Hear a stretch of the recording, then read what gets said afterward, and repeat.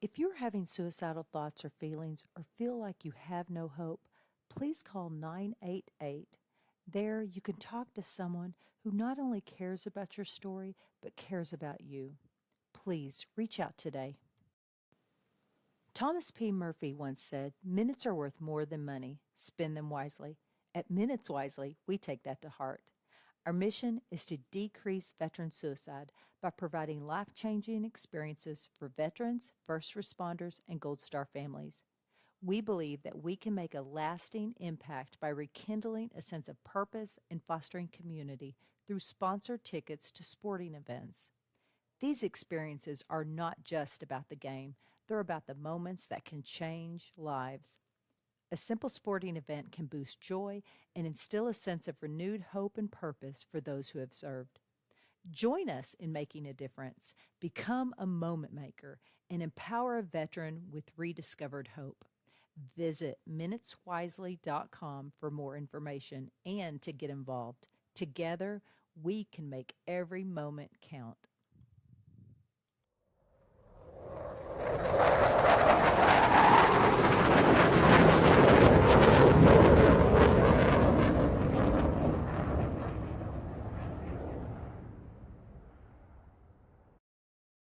Welcome back to another episode of TSP, the Scuttlebutt podcast. Today I'm sitting down with Mr. Wesley Farnsworth. How you doing today, sir? Doing good, Richard. How are you today? I'm awesome. I usually have a sidekick with me, but he's off in Philadelphia with the opening of the new Tun Tavern and some Marine Week, and he's a Marine, so, he always bails on me this time of year. So, it's a pleasure to have you on here today. Would you like to introduce yourself to our guests? Yeah, I'd be happy to. Yeah, again, I'm Wes Farnsworth or Wesley Farnsworth. I grew up in Michigan. Grew up as a pastor's kid, and with that becomes a certain skill set. For me, it was becoming what I like to call a master chameleon. I developed the skill set to be able to blend into any environment, talk to just about anybody about anything, and just kind of fit in. And with that comes some downfalls as well, but it became very handy for me when I joined the service. As you all know, as a veteran, when you're in the military, you're with people from every walk of life. And so I was able to blend in. 2007, I joined the Air Force.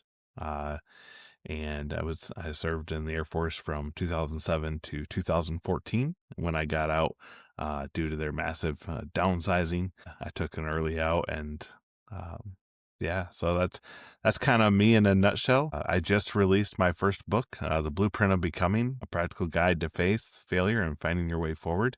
That just came out on October 14th, so just shy of a month ago. And inside of it, I talk a little bit about my military service. I just share my personal testimony about how I've seen God work in my life and how I've overcome an addiction. I had a 20-year addiction to pornography, and I talk about that. And then I share some biblical stories about people that God used in real ways that the world would have said were unqualified, but He said, "You're qualified, and I'll use you," and He did. And so we talk about that, and then I share some practical tips in my book for people that are knowing that something needs to change in their life, but they're not quite sure how to change it. I share some practical tips that people can use to do that in order to step into their becoming and step into the person that God has called them to be. Yeah, that's pretty awesome.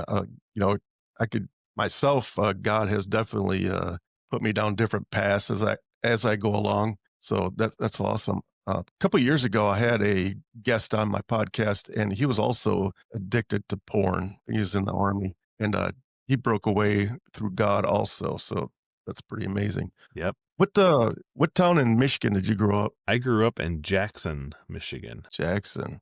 Yes, I know it well. I'm actually from Dearborn, Michigan. Well, okay. Yeah. Yes. I'm always wearing my colors here. I saw you repping the Lions shirt. Yeah. So my entire background, I'm in my man cave right now. This whole entire room is devoted to Detroit sports. Yeah. So I was a huge Michigan fan growing up, and then my daughter went to Michigan State, so I kind of switched allegiances. So why did she have to go do that?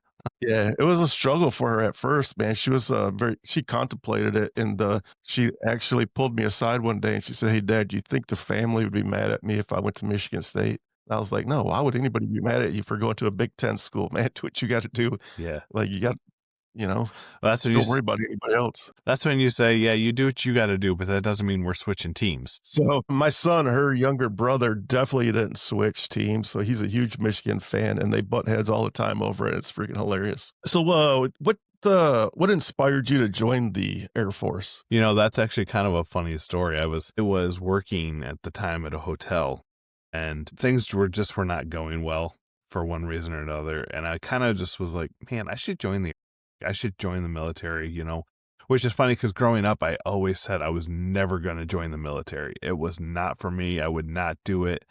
Just kind of on a whim, I stopped in at the recruiter's office and started talking to him. Went home and talked to my wife at the time. After we kind of talked about it for a little bit, we talked to her parents who her dad served in the Army, and they were like, yeah, go for it. Like it's a good experience. You know, you're not going to get better health care and all that fun stuff while you're in. And so I was like, all right. I went back to the recruiter and I said, look, you know, what has to happen? And so we went through the whole process. And so I joined, to answer the question, really just to kind of do something different. I knew that in my hometown, I probably wasn't going to have very many places to go, and as far as career wise. And so I was like, let's do it. Like my brother joined the Army. My other brother joined the Air National Guard. So all three of us joined the service in some way, shape, or form.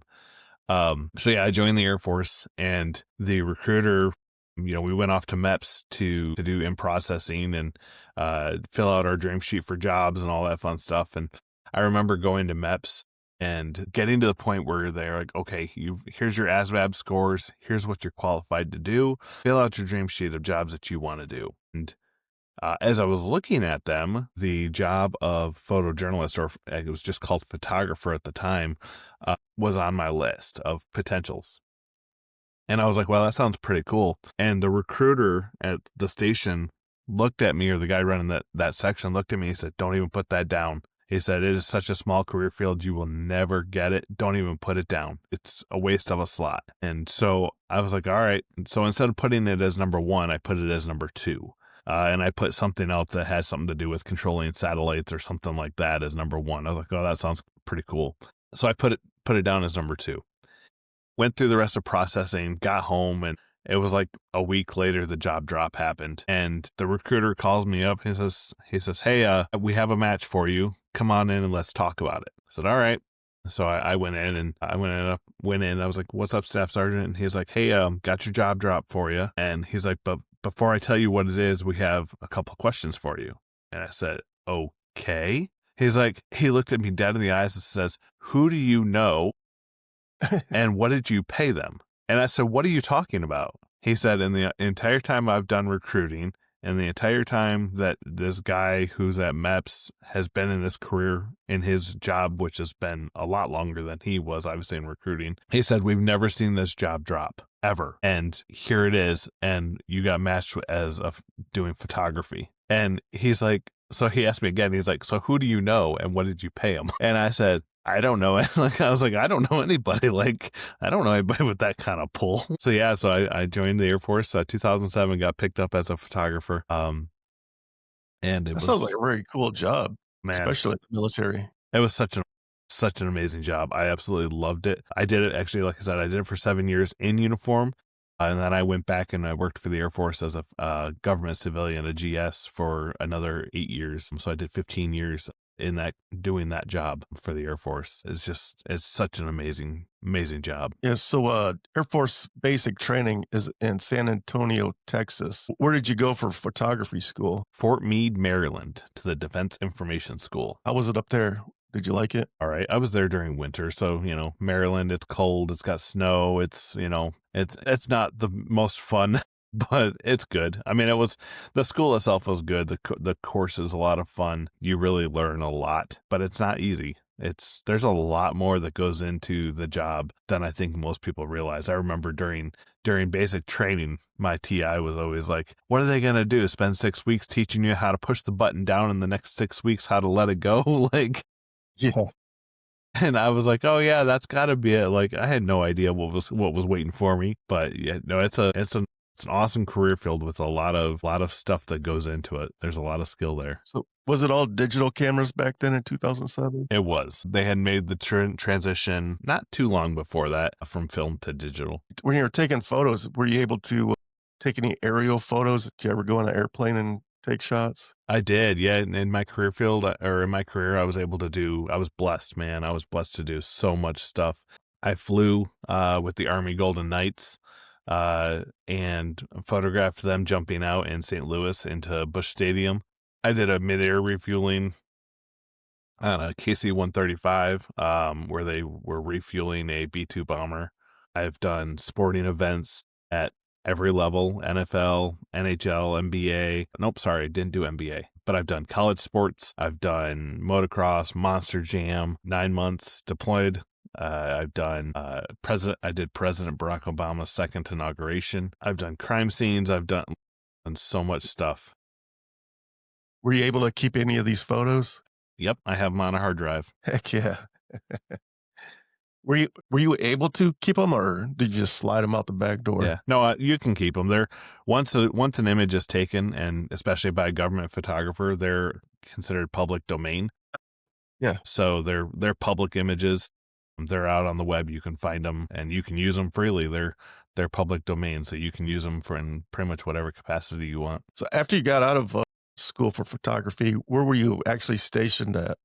My first station was at Scott Air Force Base in Illinois, and then after I left there, I was there from 2008 to 2010, and then I was PCS'd to Joint Base Langley Eustis in Virginia, and I served there until I got out in 2014. You said you deployed. Is that where you deployed out of? I did. I deployed. I got to Joint Base Langley Eustis in 2010, towards the end of the year, and I got there and was in processing. It was my first day back to the office after house hunting leave, and I got to the office, and it was like 30 minutes before quitting time. Like, it was the end of the duty day, and the shop superintendent calls me, and she says, I need you to come down to the office and bring your supervisor with you. And so I'm thinking, it's my first day back to the office. Why am I being called to the superintendent's office with my supervisor? Like, what could I have done in my first day in the office? Like, this does not make sense. And they were like, yeah, so we've had a tasker come down for a deployment, and this person was slotted to go, but now can't, and we need your next up. So we're going to send you. The commander has signed a waiver saying that you can go, because typically you have to be on station a certain amount of days before you can deploy so that you can get your family settled and all that. The commander signed the waiver, and so you're going to deploy, and you're leaving in, I want to say I had like 2 or 3 weeks, and it's a year-long deployment. And I'm like, I just got back from house hunting leave. This was, I think it was a Friday that we had this conversation, and we were scheduled to close on our house the next day. Good And Lord. I'm like, how is it, like, I don't even have my household goods yet. And so, yeah, so I sat down, or I got to work, and they're like, here's your out processing checklist.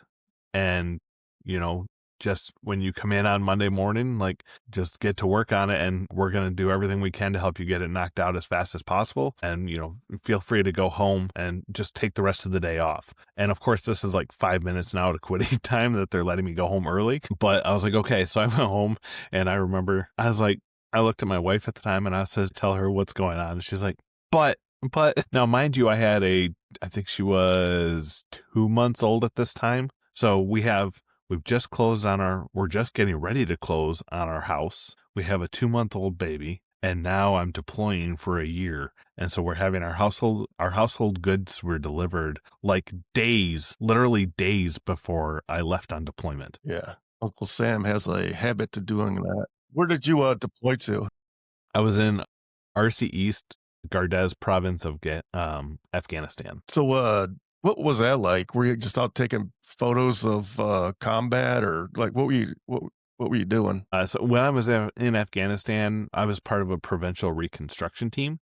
And so as part of our job, we were there helping basically establish the government in the area. We would go and often have key leader engagements, or KLEs, with the local government. So we would go and meet with the government officials and give advice and just help ensure that they're set up the way they need to be. We would go and examine schools that were being built and roads that were being built to make sure that they were being done correctly, and the local Afghan contractors weren't cutting corners and ripping the government off. So we had engineers on our team that would go and examine those types of things. And so that was my job, was just photographing the engagements that we did, the stuff that we were doing.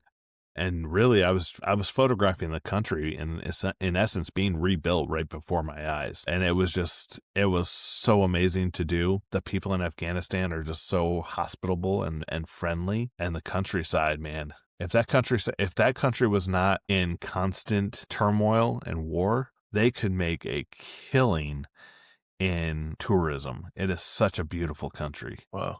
Yeah. Unfortunately, they like war too much. Yes, like at the dawn of time, I guess. Can you describe one pivotal experience or mission that profoundly tested your abilities physically, mentally, or emotionally? And what lessons did you learn from it? I have to go back to Afghanistan. I was the only military photographer in the region at the moment when I was there. And so there were times where I got called on to do some pretty hard things. And I'd say probably the hardest thing was just photographing the memorial services for those that fell in action. Man, you want to talk about emotional, just seeing these photos of these men and women that I never knew, but just hearing their fellow airmen and their fellow soldiers, their service members, like just talk about them and just hearing stories about them and seeing that helmet on top of the butt of the rifle and the dog tags hanging and the gun salute and all that, like just all of it together is such a heavy environment. And unfortunately, I had to do a few of those while I was there. But as heavy as it was also probably one of the most rewarding things that I was able to do as well, because those images I knew were going to make it back to their mothers, their fathers, their wives, their daughters, their sons, their family back home, and allow them to see what transpired before their loved one was able to make it home to them, and be able to see that service. And so that was very rewarding in and of itself. Yeah, I was when I got out of the Navy, I joined a local ritual team, and I did plenty of services for fallen comrades. And not something that you want to do, but it's something like, I don't know, it's very hard to describe.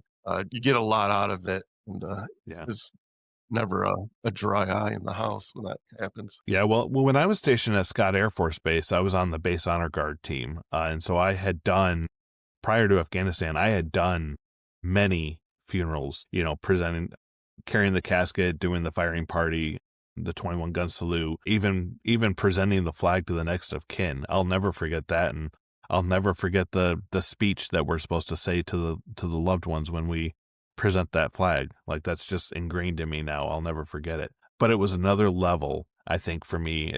It was a different experience, a different feeling being engrossed in the service and photographing it than it was doing the honor guard detail and giving the final salute, if you will, to the loved one that had served back home. Yeah, I don't think people actually realize how tough a job that is, because you can't, as you're doing this, you're performing this, you cannot break, right? So you have to stay stoic and stone-faced. I mean, that's a hard ask right there. It is. Yeah, when you're on the honor guard and you're performing those final honors, like, you have to stay locked in the entire time, and that is extremely difficult. I remember one service I was doing, and they had asked us, they said, we want you to carry in the casket and put it here at the front of the room. And then the pastor's going to say this and this and this, and then we'll have you fold the flag. And we said, okay. And I think it was the Lord of the Flies in that room, because we're standing there and this fly, for whatever reason, really liked us. And he would just fly right between all of our faces, hover around our noses. And we're standing there in a position of attention next to this casket, and we can't break to swat this fly and push it away from us. And we all, after we finally got done with that ceremony, we got out to the van and we were like, man, that was so hard because you can't break, and it was difficult. No, that's crazy that you mentioned that, because I distinctly remember being told, "I don't give a shit if a bee stings you in the nuts. You do not move." Yep. Yeah. It's difficult to, people are like, I can't stand at attention that long in formation. And we're like, try standing at attention during a Catholic funeral service or something along Right.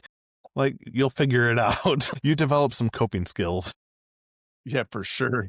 Well, the military is very famous for its culture and camaraderie. Is there a person that you served with that you connected with and maybe still think of today? Yeah, there's people that I served with that I still talk to on occasion. I'm not, I don't know that I would ever reach, I don't know that I ever reached that best friend level, where people are like, yeah, I met this guy in the service and now we still talk every day or every week and go and see each other every year. Like, I never reached that level with any of the people I served with, but I am definitely friends with a lot of people that I served with, Right. and I still talk to them pretty regularly, and they reach out to me with questions on stuff, and I reach out to them. And so I would say I definitely am still friends and connect with people, but don't know that it would go to that best friend level. Right. Yeah. Yeah, that's interesting, because most people will be like, have like a buddy for life or whatever, you know? Yeah. Yeah, and it's interesting. You talk about camaraderie. Like, in the service, there's a sense of camaraderie that it doesn't matter who you see in uniform. You're on the same wavelength, and that that your family, that there's that level of respect there. And I remember when I got out, I went to work. I went straight back to work, like hung up the uniform Friday, went straight back on Monday as a civilian. And in my head, I'm still military. Like, but as I went back to work as a civilian, like, I noticed that camaraderie wasn't there. Like, when I showed up to work in civilian clothes, I wasn't seen the same way. Yeah. And in my head, I'm still treating these guys, these airmen coming in, like they're my brothers and my sisters, and like, I'm in uniform, but it wasn't reciprocated the same way. And that took some big adjustment, because it was interesting to see how that kind of Yeah. I shifted. can actually kind of see that. Interesting. So, is there a piece of gear, an inside joke, or a daily ritual from your time in service that you still think about occasionally? Piece of gear, inside joke. People are going to laugh when they hear this, I think, but I'm going to say hurry up and wait. Yes. That has come into play so many times in my life that people are like, you're going to have to wait here for a little bit. I'm like, it's fine. I'm used to the hurry up and wait, or embrace the suck. Yeah. I was talking to somebody the other day, actually, and embrace the suck came up the other day. I was talking to somebody and they were like, I really don't want to do this. And I said, well, you just got to embrace the suck and do it anyway. And they're like, you have to do what? So I kind of had to explain like what embrace the suck means. And they were like, huh. I was like, yeah, it's a common term used in the military. Yeah, for sure. Yeah. That covers all branches pretty much also, right? Yep, that's one of those things that hurry up and wait and embrace the suck, I think, transcends the service line. It doesn't matter what branch you're in, you know what it means. Oh, yeah. Yeah, I remember at the end of our Westpac when we were deployed in it went from 86 to 87.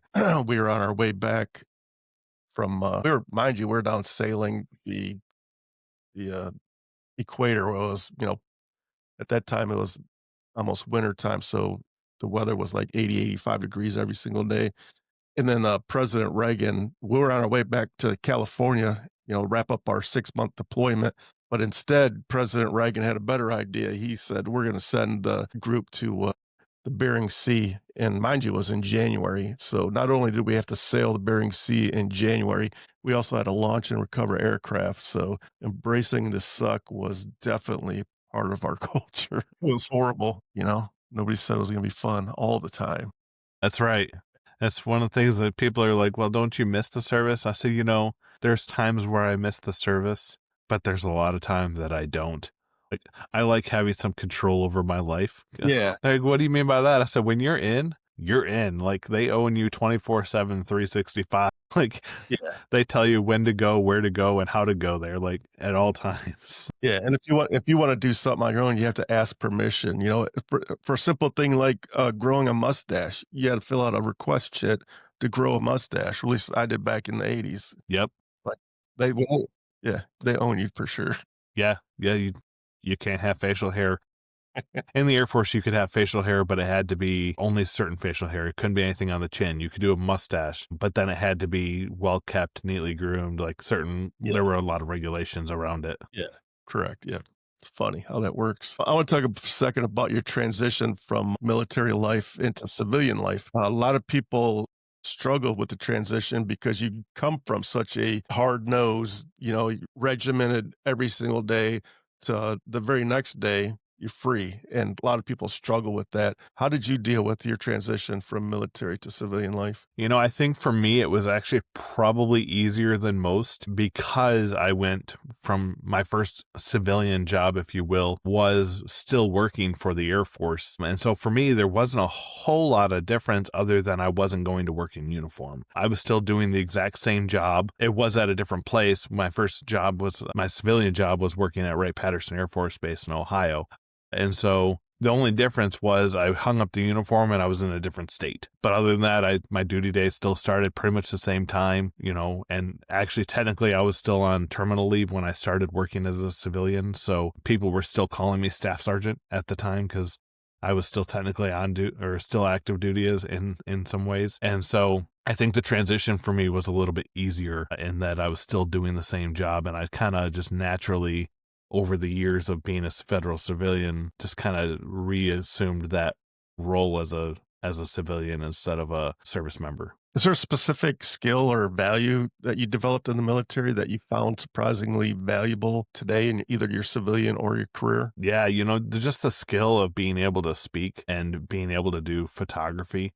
Like those are skills now that I use every day. Like my typical job now is I still do public relations type work just like I did for the Air Force and the public affairs office. And so the skills and the things that I learned in the service are things that I still use today. And I still do photography on for different churches and organizations and businesses. And so I would definitely say the skills that I learned in the military did definitely set me up for what I'm doing now. That's awesome. What's your go-to camera today? Currently, the one that I'm using is probably at least 6 years out of date, 7 years, but I'm using the Nikon D7. You prefer that over a Sony or anything? It's really there's not a whole lot of difference. Like when you look at Sony and Nikon and Canon and the big names, there's not a ton of difference. There are some differences in image quality, but a lot of the differences are mainly just where the buttons are pushed and how you access different settings and stuff like that. The Air Force is exclusively Nikon, and so that's what I trained on. That's what I know. And so that's what I've just stuck with because I already know where the buttons are. So it makes shooting a whole lot easier. But yeah, I wouldn't have any issues going to a Sony or a Canon camera if there was a good deal and I felt like learning a new system. I wouldn't have any issues doing that. I actually used a couple of Sony mirrorless cameras at one point on a job, and the image quality was phenomenal. So there's nothing wrong with the other brands. It's more of a preference. Is there if there's somebody that was brand new into photography or wanted to get into photography, would be a good starter camera? Man, there's so many different ways to answer that question because it kind of just depends on how you're going to use it. Like, what do you want to photograph? If you want to do a lot of low light things, like you're outside at night doing photography of kids playing or football games and stuff like that, then you're going to want a different camera than if you're just going to use it to take a couple happy snaps of the grandkids at the park. Like there's just so many different ways to do it. And honestly, phone cameras now have come such a long way that you can do a lot with just the camera on your phone. Yeah, that is pretty crazy. Like a little tiny, you have pretty much the world in the palm of your hands today. It's nuts. Let me see here. Outside of your own family and unit, who is one person or organization that you truly feel that got it right when supporting veterans outside of, after they came home? After they came home? Yeah. So have you ever did you join the American Legion or VFW, or is there anybody that helped you, supported you along your journey? I did a very, very short stint with the VFW, and this is probably just the post that I was at, but I didn't really get anything out of it. Like every meeting that I went, the crowd in there was older, and they were all like, they're already buddy with each other. They knew each other. And after the meeting, you were able to take your ticket that you got for attending the meeting and go out to the bar and get a drink for free with the ticket. And so every time I decided to stick around and go out and have a Coke at the bar, I didn't want to drink because I was driving, but I'd go out and I'd have a Coke, and I 9 out of 10 times was sitting alone because they were all off talking about, catching up on life or just whatever, because they knew each other. And they were all older. They were all from wars that were before me. And so I wasn't really able to relate with anybody in the room in that way. I could relate in the fact that we were all in the service. We'd all gone through probably similar stuff, but it wasn't the exact same. So I can't say, honestly, that there's an organization that I have been with yet that has helped me, if you will, in post-service life. Yeah. So that's a great point, because I think a lot of people have the similar experiences. Like if you go into an American Legion or a VFW, like the World War II guys are here, the Vietnam guys are over here, the Iraqi and Afghanistan are over here. I really do believe they have to do a better job of welcoming people in. Like if somebody brand new walks in the door, everybody in that post should get up and greet that person, welcome them in. And that doesn't happen very often. I would say I was greeted and I was welcomed in, and and of course they're going around the room and they're like, okay, well, tell us a little bit about yourself. You're new here. And so I give them the little spiel about who I am and what I did and what my education is in. And as soon as I mentioned what my education and my background is in, they were like, oh, you're our new favorite person. We have things that we could use you for. Right. But it didn't go anywhere beyond that. Like it wasn't, once the meeting was over, they were back to their cliques. Yeah. Yeah. It's one of my biggest pet peeves is the cliques and the inner politics of posts. So they definitely need to do a better job for sure. And I'm not just picking on one. It pretty much goes across the board for everyone. If you could go back to a young person where you are your first day of basic training or boot camp, what single piece of wisdom would you whisper to yourself if you went back to day one when you were in boot camp? Man, I would probably just tell myself to just realize it's temporary. The pain is temporary, and just embrace it. I was not the most in shape person when I went in, and so basic was pretty hard for me. And so it was so we had, when you leave basic training, you have to do your final PT test.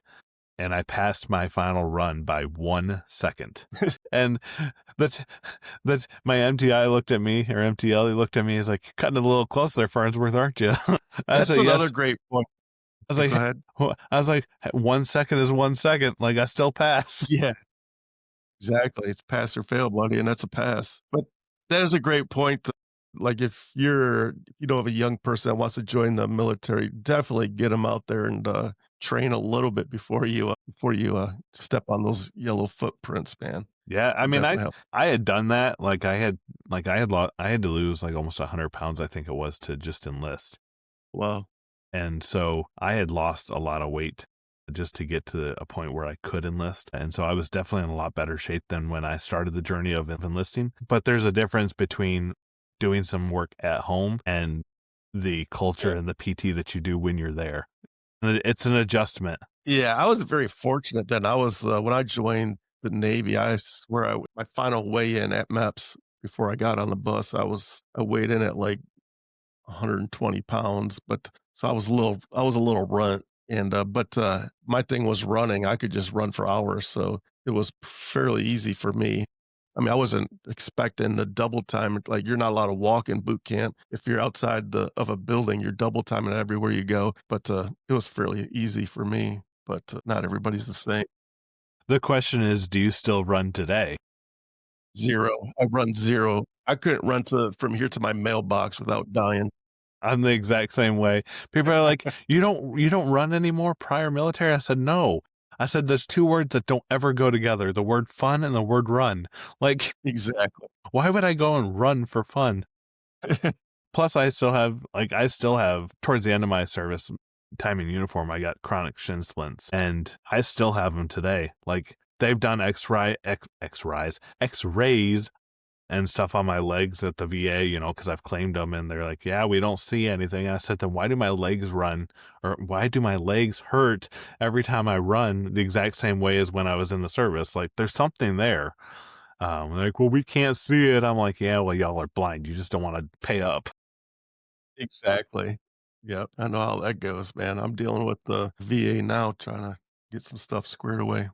I would They say, don't ever. I would say though, don't give up. Don't give up. It took me, when I got out of the military, I had claimed my back, and they looked at it and they said, well, yeah, you have a little bit of scoliosis potentially starting, but it's pre-existing, so we're not going to pay you for it. And Right. and I was like, and I said, bull, it's pre-existing, but you know, Yeah. what could I do to prove it that it wasn't? Exactly. So it's been now. I've been out. See, I got out in 2014, and this year, 2025. So almost just over 10 years later, I went back to the VA, and I was like, look, I still have it. And now here are letters from the chiropractor that I'm seeing that you guys are sending me to, that support what I'm telling you. Here's a letter from the physical therapist that I'm going to, on my own dime, mind you, because you're not sending me, supporting what I'm telling you. Here are some case studies that I found. Here's all this information. By the way, I signed on the dotted line, so I don't care if it was pre-existing. You took it. Like, you said I was okay. That was a great point. And so I went back to him and I refiled, and I actually got really lucky. The examiner that I went to for my claim looked at me and said, yeah, I saw you were coming in and what you were doing, and I've actually done some research for you, and I found these case studies that support your claim. And that, I've never seen that happen before, but she did it on her own, and I resubmitted the claim and they approved it, and my rating got upped. So just because they said no once or twice doesn't mean you can't keep going back. Yeah. So I'm doing an appeal right now because, so make long story short, on December 10th of 2024, less than a year ago, my doctor told me that I had cancer, prostate cancer, right? And I did some research. And the firefighting foam that I used back in the mid 80s is black and white. It's linked to prostate cancer. So I filed my form to the VA, and they came back and said, no, you didn't have any symptoms of this when you were in service. So no, you're denied. I was like, the cancer doesn't pop up overnight. It takes years for that to develop, right? Right. The active ingredient in this AFFF foam, and I have all the documents to prove this. Once it hits your skin and it enters your body, it never leaves. It is with you for the rest of your life. So I'm in the middle of a fight right now to get them to for that claim. So we'll see what happens. Yeah. Don't give up, man. Don't give It's up. frustrating. Yeah. It's honestly, it's bull, I think, in the way the VA does this. Like, it's all about their bottom dollar and making sure that they don't spend as much money as but Right. if you have something that you can prove is service related, it Yeah. doesn't matter if it was, even if it was pre-existing prior to service. I guarantee you that while you were in the service, whatever that was made worse or exacerbate. Yeah. What's the word? Exacerbated. There you go. Yeah, by your service, and Correct. so they need to own up and take care of it. And that's unfortunately that's an area that the VA, I think, falls short. Yeah, definitely. Yeah. So, and it's a shame too. But anyways, so I have a couple more final questions for you. What is the most important message or truth about military service and sacrifice that you could share with a civilian to let them understand? You know, when people ask me about service and if they should do it or why I did it, I often tell them, I'm going to say, you know, military service is something that unless you've done it, you won't understand. You just can't really put it into words, but it's something that everybody should do, in my opinion. And there's a level of respect that is shared between the service branches. And I think this often comes into play when you meet somebody and you start poking fun at each other. You know, then somebody that's never served tries to get in and we all turn on them and they're like, wait, what? You were just, and we're like, yeah, you don't have that right. Like, yeah.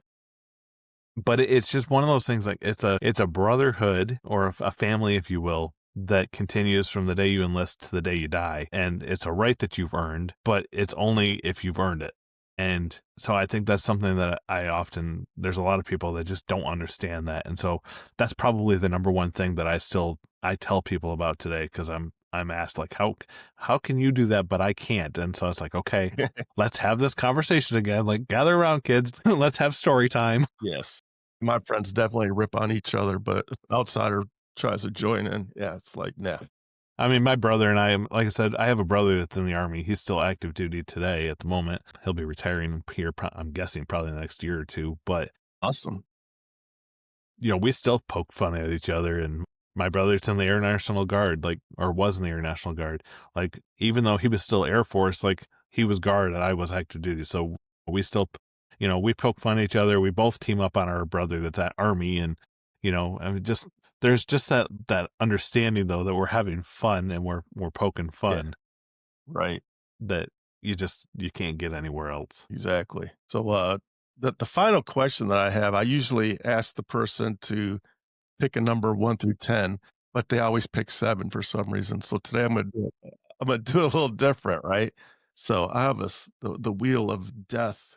All right. So whatever number this lands on, it's gonna correspond to a question, and then I'm gonna give you a few minutes to pimp your book. Here we go. Watch it land on 7 anyways. All right, 6. Close. It tried. Yes. Yeah, it wanted. So get this off the screen. So number 6. Question number 6. How did you stay motivated and resilient during the toughest times in your service? I definitely would say I focused on my family and the fact that I was providing for them. There were a lot of times where I was like, I don't want to do this. This is hard. This sucks. Like,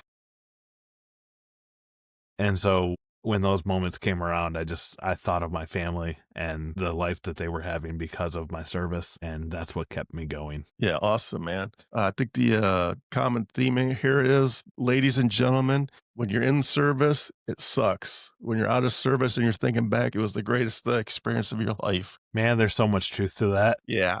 I wouldn't trade my experiences for the world. It was definitely tough. I was a huge mama's boy, so being away from my mom for years kind of sucked, but it also built me up and it taught me that I can live without my mom, and it helped me through the transition when she died of cancer, and that was 30 years ago. So if I never had that separation from her, I would have been a hot mess when she passed away.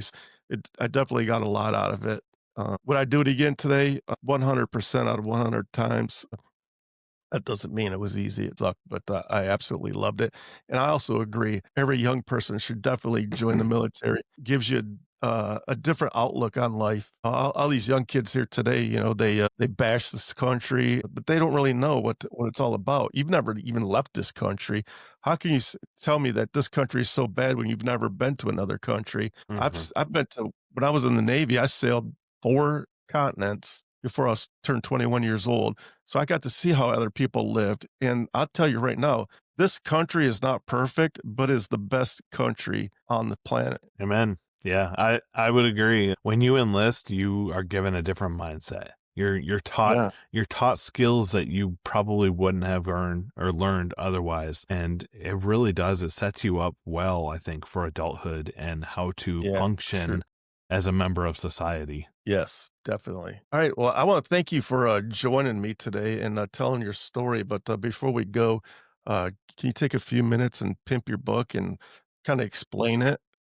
Explain what it is and how can people purchase your book? Yeah. So again, the book is called The Blueprint of Becoming, a practical guide to faith, failure, and finding your way forward. In it, I share my personal testimony, the ways I've seen God work in my life and provide for me and my family, and how I was able to overcome a 20-year addiction to pornography, and so much more. We explore those things, and we explore some biblical truths about how God can you and how he's used other people in the Bible that the world would say was unqualified, but he said, no, you're qualified. And so we explore those biblical stories, and then I give you some practical tools about how you can really focus your life in and focus on becoming the person that you're called to be, that God's called you to be, and remove those things from your life that may have been a barrier or maybe a barrier to you stepping into that becoming. It's available wherever books are sold. So you can get it on Amazon, Barnes & Noble, anything like that. And then you can go out to my website. If you go to wesleyfarnsworth.com/start, I have links to my book. I have links to some other things that I do. I'm currently booking 2026 dates to go and speak at events and churches and conferences, sharing my story and tips with people about how you can step into your becoming. So you can find all that information on my website there, as well as some other freebies that I've got available for your listeners today. Awesome, man. That's great. Are you self-published, or did you have a publisher doing all this for you? This book, I actually worked with a hybrid publisher to bring to market, but I have some additional books that I'm working on right now that I may be self-publishing. I haven't quite decided yet. But this one I did have some help with to be able to bring it to market to make sure that it was done properly. Yeah, I would love some information on that. I wrote nothing the kind of book that you wrote, but I wrote a cookbook and I self-published it. But inside the cookbook, what I did was, you have a recipe, like say a marinara recipe. Then right next to it, there'd be a quote from my podcast, like from inspirational quote. And it turned out amazing, but I would love to do another one, but kind of do it a little more professional. Yeah, So, happy to provide advice. yeah, that'd be great. All right, Mr. Farnsworth, it was a pleasure speaking with you today. Thank you so much for coming on and sharing your story. We really appreciate it. All right, until next weekend, everyone, thanks for tuning in to TSP. Blessings. See y'all next time.